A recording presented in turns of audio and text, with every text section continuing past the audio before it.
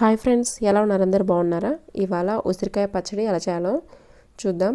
ఇక్కడ నేను 15 దాకా ఉసిరికాయలు తీసుకొని ఇలా సన్నగా కట్ చేసి పెట్టేశాను. ఇక్కడ స్టవ్ మీద ఒక బాండి పెట్టి అందులో 1 టేబుల్ స్పూన్ ఆయిల్ యాడ్ చేయండి. అది హీట్ అయ్యాక సన్నగా కట్ చేసిన ఉసిరికాయ అన్ని ఇందులో యాడ్ చేయండి. సాల్ట్ కొంచెం యాడ్ చేయండి తొందరగా ఉడకడానికి. ఒక 10 మినిట్స్ కుక్ చేసుకోండి. ఇప్పుడు సాఫ్ట్గా అవుతుంది కదా, ఇప్పుడు కట్ చేస్తే కట్ అవ్వాలి.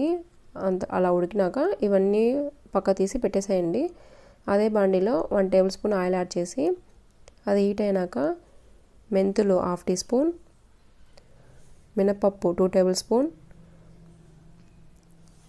జీరా 1/2 టీ స్పూన్, ఎండుమిర్చి ఒక 10, కరివేపాకు కొంచెం యాడ్ చేసి ఇవన్నీ ఫ్రై చేసుకోండి. కలర్ చేంజ్ అయ్యేంత వరకు ఫ్రై చేసుకోవాలి. ఇలా ఫ్రై అయిపోయినాక స్టవ్ ఆఫ్ చేసి పక్కన పెట్టేసి చల్లగా అయిపోయినాక ఒక మిక్సీ జార్లోకి యాడ్ చేసుకోండి. అందులో వెల్లుల్లి ఒక 5 యాడ్ చేసి గ్రైండ్ చేసుకోండి. కోర్స్గా గ్రైండ్ చేసుకొని ఇప్పుడు మనం ముందుగా ఫ్రై చేసి పెట్టాం కదా ఉసిరికాయ పీసెస్, అవన్నీ ఇందులో యాడ్ చేయండి.